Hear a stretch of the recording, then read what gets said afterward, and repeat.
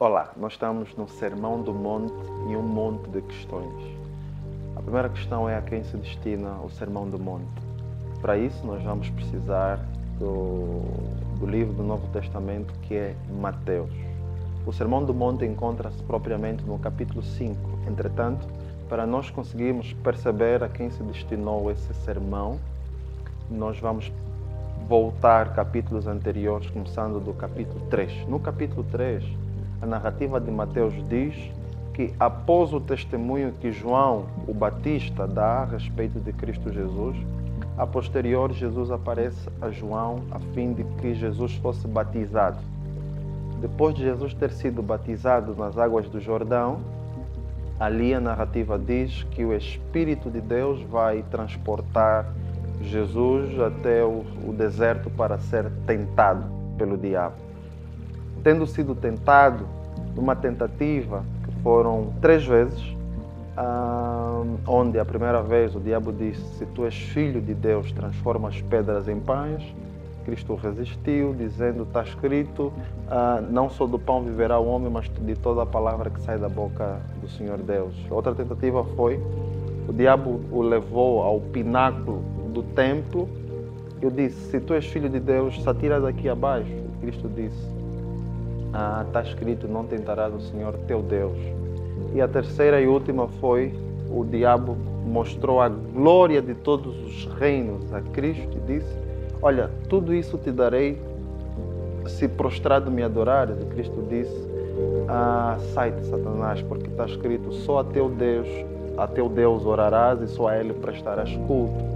Então, aqui encerra-se a tentação do diabo a Jesus, e depois a narrativa de Mateus nos vai dizer que o nosso Senhor vai oficialmente começar a pregar o Evangelho. No versículo 17 do capítulo 4 se vai dizer: arrependai-vos porque é chegado o reino de Deus. Jesus a diz. Então, depois dali nós temos a eleição dos discípulos de Jesus, o que já pressupõe que a missão que Jesus iniciou já demandava uma continuidade, ou seja, deveriam ter discípulos que seriam apóstolos, ou seja, enviados aos mais variados lugares para poderem dar testemunho sobre o reino de Deus, sobre a pregação de Jesus, sua morte e sua ressurreição que vai acontecer a posterior. Então, tendo ocorrido isso, Mateus já nos vai dizer que a multidão afluiu, de tal modo que viam pessoas da Galileia, da Judeia, a Síria, a Decápolis. Toda essa multidão, ela ia então para ouvir os ensinamentos de Jesus, bem como já se diz que Jesus já vai operando milagres, já vai curando a muitos enfermos, sem contar que se cumpre ali uma profecia que é Zebulon e Naftali, essas terras que estavam em lugares sombrios, que estavam em trevas, assim fica melhor. A luz raiou porque Jesus também desceu as partes de Zebulon e Naftali para que se cumprisse a profecia. Pois bem, tendo ocorrido isso, então tinha aí uma multidão. Mediante aquela multidão de judeus que eram da Galileia, Judeia, da Síria, de Decápolis, nessa multidão, Cristo Jesus então vai estar diante de um monte ou de uma montanha e vai começar a pregar o Evangelho, começando com as bem-aventuranças, e depois vai afluir em um conjunto de instruções, onde no capítulo 6 vai falar sobre como se dar esmola, como orar, como jejuar. Vai falar sobre buscar primeiro o reino dos céus e a sua justiça, e que essas coisas serão acrescentadas, tendo dito que não ajunteis, não amonteis tesouros no céu. No capítulo 7 vai falar sobre o dever de não julgar de forma hipócrita, onde se tem uma trave à frente, mas se tenta hipocritamente tirar o pequeno cisco que está no olho do próximo ou do irmão. Então, o Sermão da Montanha, ele inicialmente destinou-se àquele público-alvo em específico, aquela multidão que veio dos mais variados lugares, Decápolis, a Síria, Judeia, Galileia, essas pessoas, e obviamente com os discípulos que Jesus havia escolhido, foram o público imediato a quem se destinou o Sermão do Monte. Segundo ponto é como se deve enquadrar historicamente o Sermão do Monte. Precisamos de entender que ali Israel está a viver num período em que Israel está dominado pelo Império Romano, sendo que o Império Romano está a conquistar vários territórios, a tornar vários territórios colônias do seu império, e Israel estava nessa situação. É nessa situação onde Israel estava num período de mais ou menos 400 anos em que não havia recebido qualquer profeta como tal, tendo Deus se silenciado, e a posterior Deus vai enviar João, que era aquele que estava batizando no Rio Jordão, por isso se diz João Batista ou João, aquele que batiza. E é nesse contexto em que Deus envia João como sendo o último profeta do Antigo Testamento. Então nós estamos no desdobramento entre o Antigo Testamento e o Novo Testamento, que vai entrar em vigência na morte de Jesus Cristo. Então Jesus está a dar o Sermão da Montanha. Ou seja, é um povo que está cativo, é um povo que está a pagar impostos para o Império Romano, é um povo que não tem 100% da sua liberdade nos mais variados ângulos, de tal modo que até a religião judaica ou judaísmo era mais ou menos, em alguma medida, controlado por aquilo que era a influência, por aquilo que era o governo, assim fica melhor, do Império Romano. De tal modo que na gestão do templo nós temos a ala dos saduceus, que eram aqueles que tinham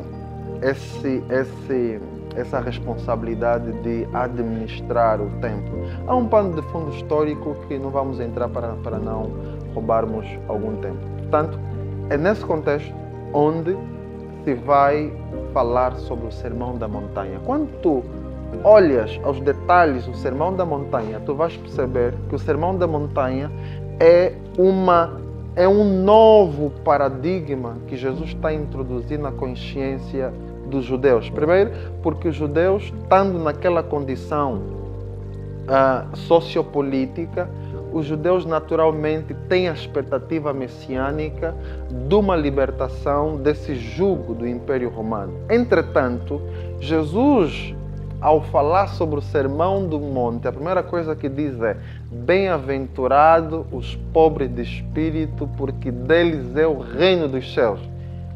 Entendendo o paradigma aqui, o que fica claro é que Jesus está a mudar a perspectiva daquele povo sobre esperar num reino terreno, num reino visível, e mandar a expectativa deles para um reino invisível. Ora, um reino mais firme, um reino melhor, um reino cujos valores são valores celestiais. Portanto, Jesus está a dizer: bem-aventurados são os pobres de espírito. Isso é um contraste com a situação em que o povo está a viver. Imagina, o povo está subjugado. Naturalmente, a ânsia do povo é se livrar daquele jugo, de tal modo que a melhor forma disso ocorrer, na perspectiva deles, seria por meio da guerra. De tal modo que tu tens, dentro da configuração dos judeus, tu tens um grupo que se chamam zelotes. Esses são aqueles que eram revolucionários em relação àquilo que era o governo do Império Romano sobre Israel, e que estão preparados e que estão expectantes de que o Messias vai ser um líder guerreiro que os vai libertar daquele jugo. Logo, eles estão preparados, estão prontos, estão ansiosos para fazer guerra, estão ansiosos para se libertar daquele jugo, ainda que for a custo de sangue. Então Jesus está a mudar a dinâmica, a dizer que o humilde aquele que não tem predisposição para se tornar arrogante, para por meio da força conquistar os seus interesses, então esse que se encontra nessa condição de humilde de coração, há uma condição em que a pobreza de espírito é a maior riqueza que ele tem, de tal modo que Jesus diz que esse é feliz. O humilde é feliz. Aquele que não vai, por meio da força, ver os seus interesses efetivados, mas, paradoxalmente, por meio da humildade, por meio da espera, por meio da não guerra, por meio da paz, ele vai esperar a vitória no seu reino. Ele vai esperar a glória desse reino. Ele vai esperar que esse reino seja triunfal na terra. Ele vai esperar que esse reino vença todas as forças do mal, todas as forças malignas, mas com valores espirituais. Então, o reino dos céus, ou antes disso, o Sermão do Monte, se destinam a pessoas calejadas, a pessoas tristes, a pessoas angustiadas, a pessoas abatidas. No contexto imediato, esse público era o povo de Israel naquela condição, mas depois, no sentido geral daquilo que é a mensagem do Sermão do Monte, então aí sim o Sermão do Monte se destina a toda e qualquer pessoa que se revê nessa condição, na condição de ter a expectativa sobre o triunfo, sobre a vitória, mas essa expectativa paradoxalmente não ser mediante a uma dimensão aqui nessa terra, ainda que isso possa ocorrer eventualmente, mas Jesus está a elevar as atenções dessas pessoas ao reino dos céus, o qual não é visível, o qual não tem aparência física, ninguém pode dizer que está aqui ou acolá, o qual não tem aquele esplendor conforme o templo tinha, o qual não tinha, por exemplo, aquela estrutura arquitetônica que o Império Romano tinha, mas esse reino, o qual é espiritual, é o lugar, é a realidade espiritual, assim fica melhor, que todos os discípulos de Jesus devem ter expectativa em estar dentro desse reino, em se identificar com os valores desse reino e buscar aquilo que é a vontade do rei desse reino, o qual rei é Deus e o qual reino é celestial, que invade a terra em termos de suas virtudes, de seus valores, de seus princípios e de sua conduta. Ok?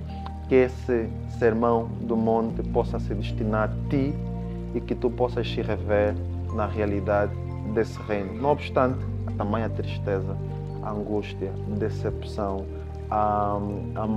não obstante a injustiça que está em todo o canto, mas você, a quem esse sermão se destina também, é chamado para se alegrar ou para ser feliz, e a palavra é bem-aventurado.